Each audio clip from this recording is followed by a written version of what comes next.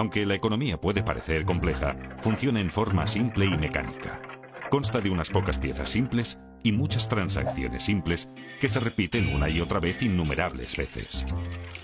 Estas transacciones son impulsadas más que nada por la naturaleza humana y crean tres fuerzas principales que mueven la economía. 1. Incremento de la productividad. 2. El ciclo de deudas a corto plazo. 3. El ciclo de deudas a largo plazo. Veremos estas tres fuerzas y cómo al superponerlas una a la otra, creamos una buena plantilla para seguir los movimientos económicos y comprender qué está ocurriendo. Comencemos por la parte más simple de la economía. Transacciones. Una economía es simplemente la suma de las transacciones que la componen. Y una transacción es algo muy sencillo. Todo el tiempo hacemos transacciones. Cada vez que compramos algo, creamos una transacción.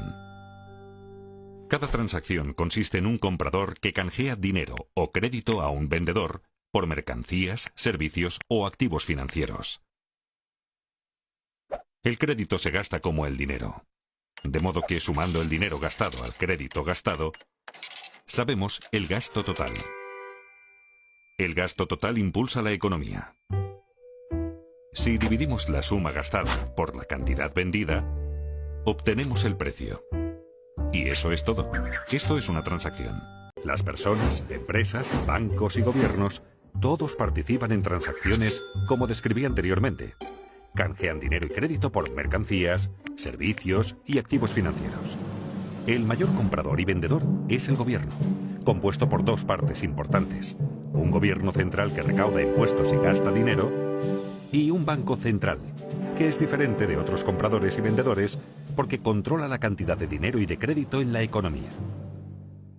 Lo hace influyendo en las tasas de interés e imprimiendo dinero nuevo.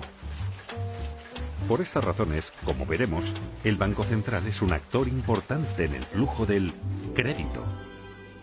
Ahora pongamos atención en el crédito. El crédito es la parte más importante de la economía y probablemente la menos comprendida. Es la parte más importante porque es la mayor y la más volátil. Así como compradores y vendedores van al mercado a hacer transacciones, también los prestadores y los prestatarios. Los prestadores suelen querer convertir su dinero en más dinero. Y los prestatarios suelen querer comprar algo que no pueden pagar, como una casa o un coche, o quieren invertir en algo como iniciar una empresa. El crédito puede ayudar tanto a prestadores como a prestatarios a obtener lo que desean. Los prestatarios prometen devolver la suma prestada llamada el capital, más una suma adicional llamada interés. Pensemos que cada dólar que gastamos, alguien lo gana. Y cada dólar que ganamos fue gastado por alguien. Así que cuando gastamos más, alguien gana más. Cuando los ingresos de alguien aumentan, los prestadores están más dispuestos a prestarle dinero porque ahora es más digno de crédito. Un prestatario digno de crédito tiene dos cosas: la capacidad de devolver el préstamo y un aval. Tener ingresos altos comparados con la deuda le permite devolver dinero. En caso de no poder hacerlo, tiene activos valiosos como aval que pueden venderse. Esto hace que los prestadores se sientan cómodos al prestarle dinero. Así, mayores ingresos permiten tomar más préstamos, que a su vez permiten mayores gastos. Y como los gastos de una persona son los ingresos de otra, esto lleva a más préstamos y así sucesivamente. Esta conducta se realimenta y conduce al crecimiento económico. Y por eso tenemos ciclos. En una transacción hay que dar algo para obtener algo. Y cuánto obtenemos depende de cuánto producimos. Con el tiempo aprendemos y esos conocimientos acumulados elevan los niveles de vida. A esto lo llamamos crecimiento de la productividad. Quienes son creativos y trabajan duro aumentan su productividad y sus niveles de vida con mayor rapidez que aquellos complacientes y perezosos. Imaginemos por un momento una economía sin crédito. En esta economía solo puedo aumentar mis gastos si aumento mis ingresos, lo cual me exige ser más productivo y trabajar más. Una productividad mayor es el único camino hacia el crecimiento. Como mis gastos son los ingresos de otra persona, la economía crece cada vez que yo u otro cualquiera es más productivo. Si seguimos las transacciones y las mostramos, vemos una progresión como la línea de crecimiento de la productividad. Pero como tomamos préstamos, tenemos ciclos. Esto no surge de ninguna ley o reglamento, sino de la naturaleza humana y de cómo funciona el crédito. Pensemos en tomar préstamos como estirar los gastos hacia adelante. Para comprar algo que no podemos permitirnos, hay que gastar más de lo que se gana. Para ello, debemos tomar prestado de nuestro propio futuro. Así creamos un tiempo en el futuro en el que deberemos gastar menos de lo que ganamos para poder devolverlo. Muy rápidamente se asemeja a un ciclo. En esencia, cada préstamo que tomamos crea un ciclo. Esto es tan cierto para un individuo como para la economía. Por eso es tan importante entender el crédito, porque pone en marcha una serie de acontecimientos futuros, mecánicos y predecibles. Esto diferencia al crédito del dinero. El dinero es aquello con que saldamos transacciones. Lo que la mayoría llama dinero es, de hecho, crédito. El total de crédito en Estados Unidos es de unos 50 millones de dólares, y el total del dinero circulante es de apenas unos 3 millones de millones. Recordemos, en una economía sin crédito, la única forma de gastar más es producir más. Pero en una economía con crédito, también podemos gastar más pidiendo préstamos. Como resultado, en una economía con crédito el gasto es mayor, permitiendo a los ingresos subir más rápido que la productividad a corto plazo, pero no a largo plazo. Ahora bien, no me malinterpreten. El crédito no es necesariamente algo malo que solo causa ciclos. Es malo cuando financia un exceso de consumo que no puede reembolsarse. Sin embargo, es bueno cuando asigna recursos con eficacia y produce ingresos que nos permiten devolver la deuda. Por ejemplo, si tomamos un préstamo para comprar una televisión grande, el aparato no genera ingresos para que devolvamos lo prestado. Pero si tomamos un préstamo para comprar un tractor, y así poder cosechar mayores cultivos y ganar más dinero, podremos devolver lo prestado y mejorar nuestro nivel de vida. En una economía con crédito, podemos seguir las transacciones y ver cómo el crédito genera crecimiento. Veamos un ejemplo. Imaginemos que ganamos $100.000 anuales y no tenemos deuda alguna. Entonces, si nos prestan $10.000, supongamos que en una tarjeta de crédito podríamos gastar $110.000, aunque en realidad solo ganamos $100.000. Como mis gastos son los ingresos de otro, alguien está ganando $110.000. La persona que está ganando $110.000 sin tener deuda alguna puede tomar prestados $11.000 y así gastar $121.000, aunque en realidad solo ganó $110.000. Sus gastos son los ingresos de otro, y siguiendo las transacciones podemos comenzar a ver cómo este proceso sigue una pauta que se refuerza a sí misma. Pero recordemos, tomar préstamos crea ciclos, y si el ciclo sube, en algún momento deberá bajar. Esto nos lleva al ciclo de deuda a corto plazo. Cuando aumenta la actividad económica vemos una expansión, la primera fase del ciclo de deudas a corto plazo. El gasto sigue creciendo y los precios comienzan a subir. Esto ocurre porque el mayor gasto es alimentado por el crédito, que puede crearse instantáneamente de la nada. Cuando el gasto y el ingreso aumenta más rápido que la producción de bienes, los precios suben. La subida de precios se llama inflación. El Banco Central no desea demasiada inflación porque causa problemas. Al ver que los precios suben, el banco sube las tasas de interés. Con tasas de interés más altas, menos personas pueden permitirse tomar préstamos y el coste de las deudas existentes sube. Por ejemplo, suben los pagos mensuales de nuestras tarjetas de crédito. Como la gente toma menos prestado y tiene que pagar más por sus deudas, tiene menos dinero disponible para gastar y el gasto se ralentiza. Y como los gastos de una persona son los ingresos de otra, los ingresos bajan y así sucesivamente. Cuando la gente gasta menos, los precios bajan. Eso se llama deflación. La actividad económica disminuye y tenemos una recesión. Si la recesión se torna demasiado grave y la inflación ya no es un problema, el Banco Central bajará las tasas de interés para que todo vuelva a remontar. Con tasas de interés bajas, los reintegros de las deudas se reducen, se toma más prestado y se gasta más, y vemos otra expansión. Como vemos, la economía funciona como una máquina. En el ciclo de deuda a corto plazo, el gasto se restringe solo por la voluntad de prestadores y prestatarios de dar y recibir crédito. Cuando el crédito se obtiene con facilidad, hay expansión económica. Aunque la gente está más endeudada, los prestadores dan crédito con mayor facilidad. ¿Por qué? Porque todos consideran que las cosas van muy bien. La gente piensa solo en los acontecimientos recientes. ¿Y qué fue lo que ocurrió recientemente? Los ingresos subieron. Los valores de los activos suben. El mercado bursátil ruge. Es un boom. Conviene comprar mercancías, servicios y activos financieros con dinero prestado. Cuando la gente hace mucho de eso, le llamamos una burbuja. De modo que aunque las deudas hayan ido creciendo, los ingresos han crecido casi tan rápido como para compensarlas. A la relación entre deuda e ingresos la llamaré carga de la deuda. Mientras los ingresos sigan subiendo, la carga de la deuda se mantiene manejable. Simultáneamente, los valores de los activos suben vertiginosos. La gente toma préstamos gigantescos para comprar activos para inversión y hace que su precio suba aún más. La gente se siente rica. De modo que hasta con muchísima deuda acumulada, los ingresos y los activos en alza ayudan a los prestatarios a mantenerse dignos de crédito por mucho tiempo. Obviamente es algo que no puede continuar para siempre. Y no ocurre. Con las décadas, la carga de la deuda aumenta lentamente y crea reembolsos crecientes. La economía comienza ahora a desapalancarse. En esta fase, la gente reduce el gasto, el ingreso baja, el crédito desaparece, los activos caen, los bancos sufren, las bolsas se desmoronan, las tensiones sociales aumentan y todo comienza a realimentarse en el sentido opuesto.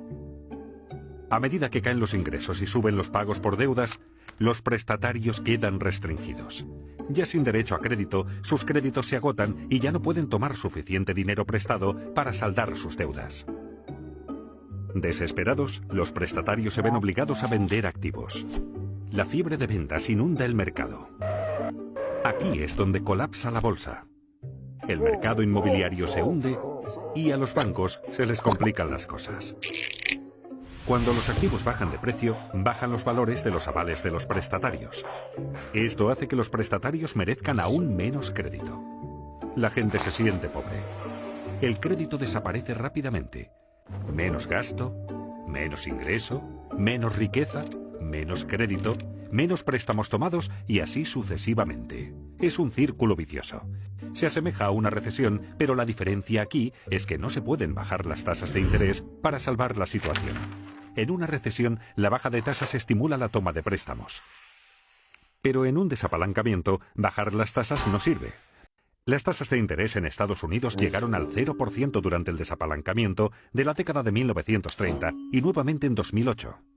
La diferencia entre una recesión y un desapalancamiento es que en este, la carga de la deuda sobre los prestatarios creció demasiado y no pudo aliviarse bajando las tasas de interés. Los prestadores comprenden que deudas tan excesivas no pueden ser devueltas totalmente. Los prestatarios perdieron su capacidad de pagar y sus avales perdieron valor. Se sienten paralizados por la deuda y ya no quieren más. Los prestadores dejan de prestar. Los prestatarios dejan de tomar prestado. Pensemos en la economía como indigna de crédito. Como una persona. ¿Qué hacer entonces con el desapalancamiento? El problema es que las cargas de las deudas son muy altas y deben bajar. Hay 4 formas en que esto puede ocurrir. 1. Personas, empresas y gobiernos recortan sus gastos. 2.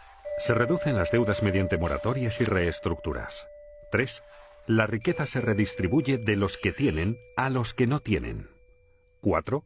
El Banco Central imprime dinero nuevo. Estas 4 formas ocurrieron en cada desapalancamiento de la historia moderna.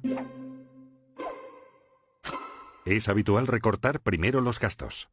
Este recorte del gasto es deflacionario y doloroso. Las empresas están forzadas a reducir costes, lo que significa menos empleos y mayor paro. Esto lleva a la etapa siguiente. Deben reducirse las deudas. Muchos no pueden pagar sus préstamos y las deudas del prestatario son el activo del prestador. Cuando los prestatarios no pagan al banco, la gente teme que el banco no pueda pagarle lo suyo y corre a retirar su dinero del banco. Los bancos quedan restringidos y la gente, las empresas y los bancos dejan de pagar sus deudas. Esta grave contracción económica es una depresión.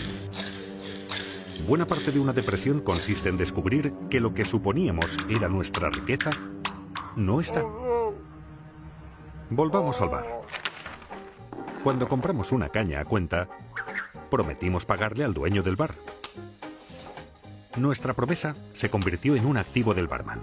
Si no cumplimos la promesa, no le pagamos y entramos en moratoria de nuestra cuenta de bar. Entonces, este activo que tenía, de hecho, no vale nada.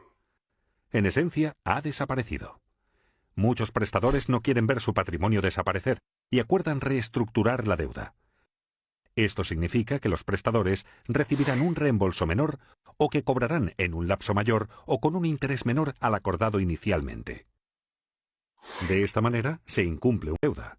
Los prestadores prefieren así un poco de algo antes que el total de la nada. Pese a que desaparece deuda, su reestructuración hace que los valores de ingresos y activos desaparezcan más rápido, con lo cual la carga de la deuda continúa empeorando. Como recortar gastos, reducir la deuda también es doloroso y deflacionario. Todo esto afecta al gobierno central porque menores ingresos y menos empleo significan que el gobierno recauda menos impuestos. Al mismo tiempo, necesita aumentar su gasto por el aumento del paro. Muchos de los parados tienen ahorros inadecuados y necesitan apoyo financiero del gobierno. Además, los gobiernos crean planes de incentivos y aumentan sus gastos para compensar la baja de la economía. Los déficits presupuestarios gubernamentales crecen explosivamente durante un desapalancamiento porque gastan más de lo recaudado por impuestos. Eso es lo que está ocurriendo cuando oímos sobre el déficit en los noticiarios. Para financiar los déficits, los gobiernos deben subir los impuestos o tomar dinero prestado. Pero con ingresos en caída y tantos en paro, ¿de quién vendrá el dinero? De los ricos. Ya que los gobiernos necesitan más dinero y la riqueza está muy concentrada en manos de un pequeño porcentaje de la gente, es natural que los gobiernos cobren más impuestos a los acaudalados, lo cual facilita una redistribución de la riqueza en la economía de los que tienen hacia los que no tienen. Los que no tienen y sufren comienzan a sentir resentimiento hacia los ricos que tienen. Los que tienen, sufriendo la economía débil, los precios de los activos en baja y los impuestos en alza, comienzan a sentir resentimiento hacia los que no tienen. Si la depresión continúa, puede alterarse el orden social. No solo subirán las tensiones internas en los países, sino que también entre países, sobre todo entre deudores y acreedores. Esta situación puede llevar a un cambio político que a veces puede ser extremo.